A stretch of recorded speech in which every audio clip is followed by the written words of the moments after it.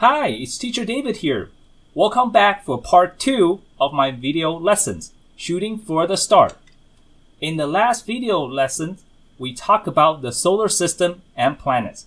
Today, we'll be going over a brief history of rocketry. So, what comes into your mind when you think about rockets? Who do you think invented it? What is it for?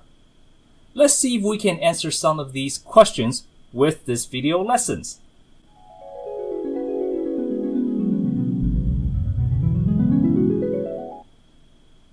Again, before we start, we need to go over the vocabulary list. The vocabulary for this lesson, it's a bit harder than the last one, so make sure you scan the QR code to download and print out a worksheet to help you out.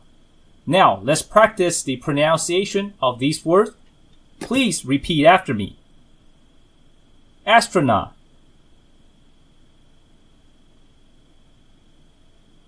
astronaut,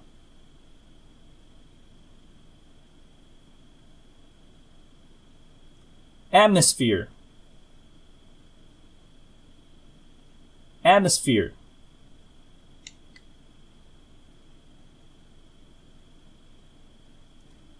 complex,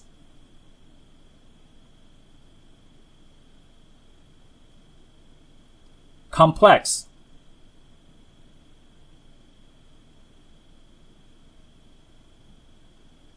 discovery,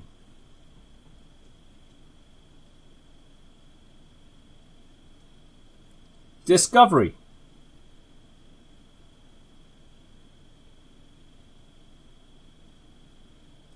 evolve,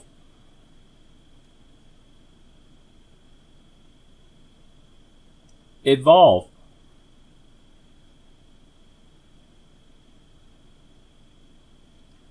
experimentation,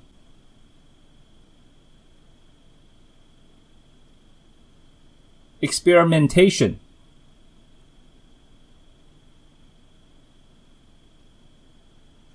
invention,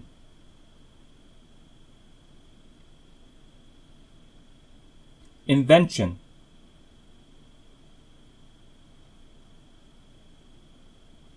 liquid,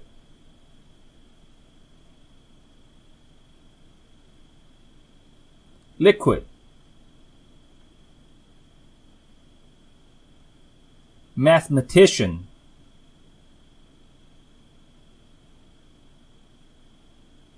mathematician,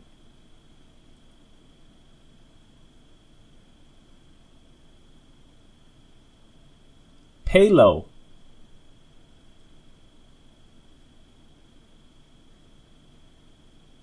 payload,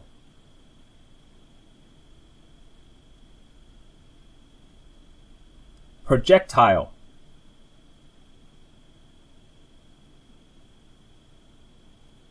projectile,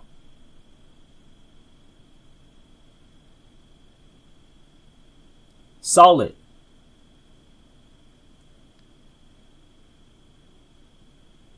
solid,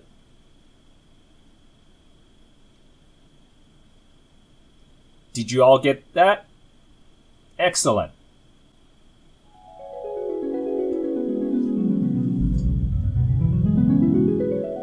Have you seen the recent rocket launch on TV or internet?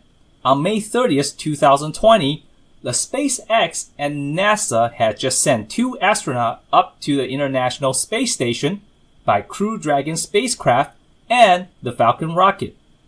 The space rocket that we know today and those are being built for the future are results of well over 2,000 years of innovations, experimentations, and discovery.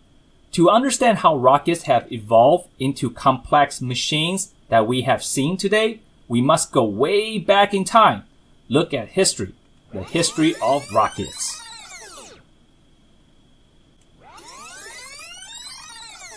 The Chinese in the 1st century AD is already using gunpowders to create fireworks. The way these fireworks are made is by packing gunpowders into a tube of bamboo and leather with only one open end. These fireworks are lit and the gas escapes from the open end. As a result, the rocket was born. By 1232 AD, these gunpowder rockets were attached to arrows and used as weapon as known as the fire arrows.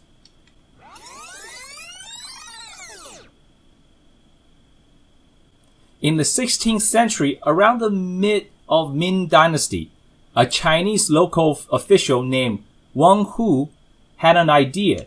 He built a chair with 47 gunpowder rockets at the bottom. At lunch day, his servant ran up and lit the rockets all at once. A huge explosion with lots of smoke. When the smoke cleared, Wang Hu was gone, never to be seen again. Some people believe he made it into space, to moon even. Well, I'm not so sure about that. However, Wang Hu had the right idea, using rocket to travel to space.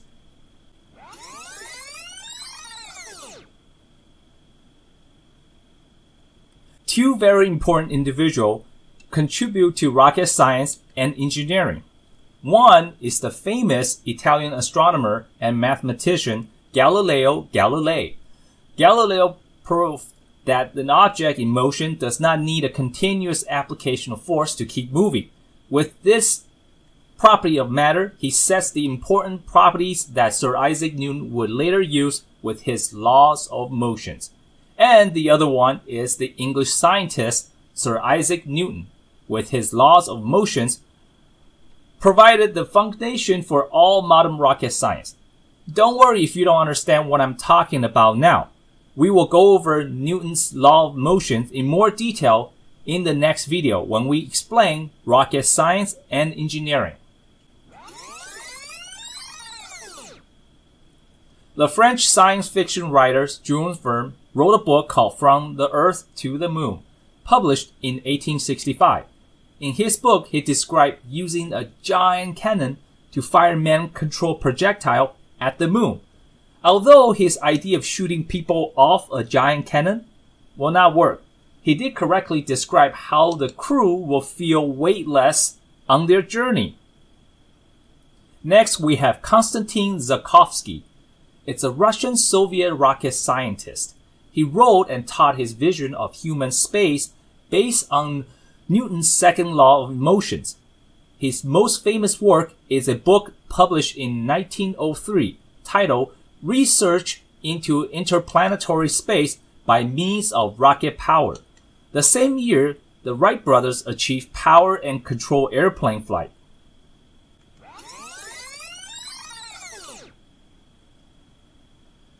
An American college professor and scientist, Robert Goddard, is often called the father of modern rocketry. He built and flew the world's first liquid-fuel rocket on March 16, 1926.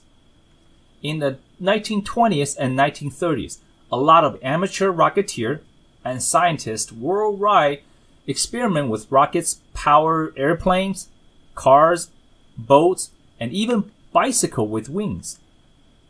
During World War II, the rocketry development advanced a lot because it was mainly used for weapons. And after World War II, the United States and the Soviet Union engaged in the Cold War and a race into space. The Soviet Union won the first round of the race by launching its Sputnik 1 satellite on October 4, 1957. The satellite orbited the Earth for 3 weeks, sending beeping sound signal back onto Earth until its battery died. In the end, after flying for 2 more months, it falls back into the atmosphere. 2 months later, the Soviet unit launched Sputnik 2, but this time it has a living passenger, a small dog named Laika. Unfortunately, she died in space just after a few hours.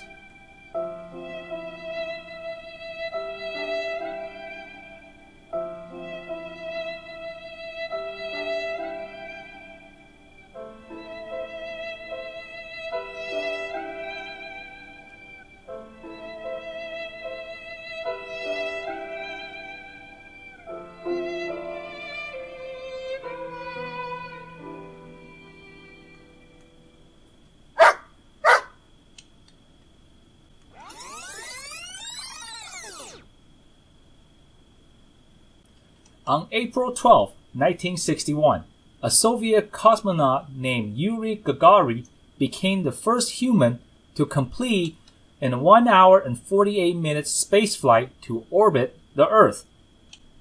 Soon after that, the United States also had their astronauts up in space orbiting the Earth as well.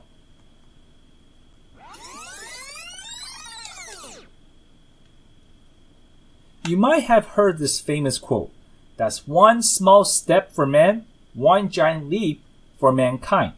That's what American astronaut Neil Armstrong said when he set foot on the moon on July 20th, 1969. It was the first time in history that humans had touched another world. And only 4 years after the humans have landed on the moon, in 1973, the United States finally launched its first space station, called Skylab, into the Earth orbit. Did you notice the Skylab in the photo only have one solar array panel? It wasn't designed that way. During the launch, one of the panels was damaged and torn loose from the lab. And it was the first time humans tried to fix something so big out in the space.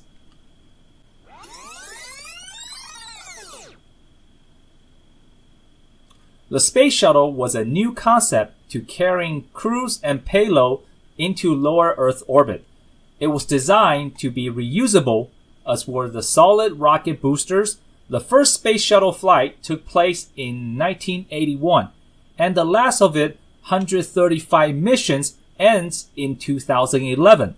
Many of the shuttle's payload were to take pieces of machinery for the International Space Station.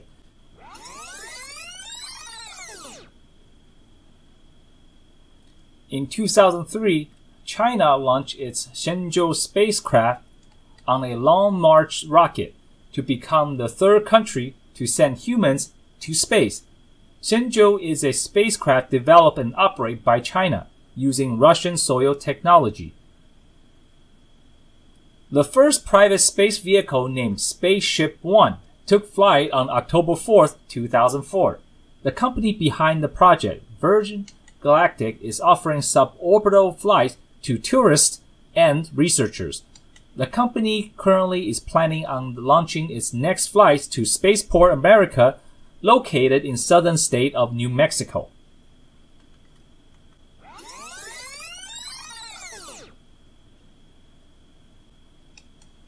NASA have been preparing a new and different kind of rocket for missions further out into the solar system.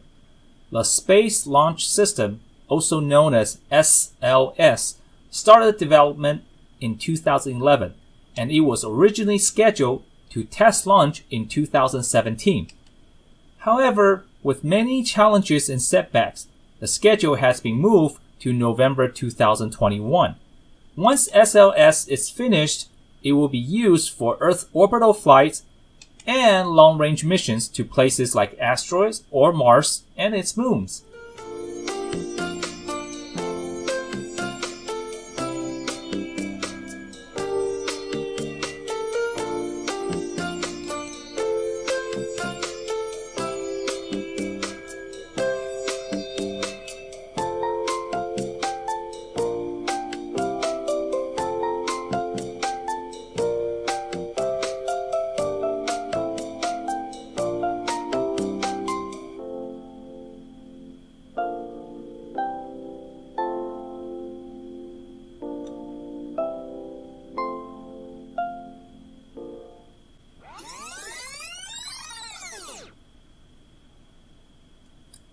And finally, we are back. The Dragon is the first orbital spacecraft launched and recovered by a private company. The Dragon was developed by Space Exploration Technologies, or SpaceX. The Falcon rockets are also built by SpaceX. It is a family of rockets to meet different mission requirements. And the cool thing about the Falcon rocket is that it's not just reusable, it actually can fly back and land itself. Last, we have Sierra Nevada Corporation, who is also working with NASA to design and build a commercial spacecraft called the Dream Chaser. It is designed to transport crews and cargo to and from the International Space Station. As you can see, for over 2,000 years, there are countless people contribute to the development of rocketry. While some people use it to improve our lives, others use it for war. There are way too many historical events that we can cover all at once. If you think the history of rocketry is interesting, rewatch this video again and do a little research on your own to find out more. Thanks for watching, and I'll see you in the next video.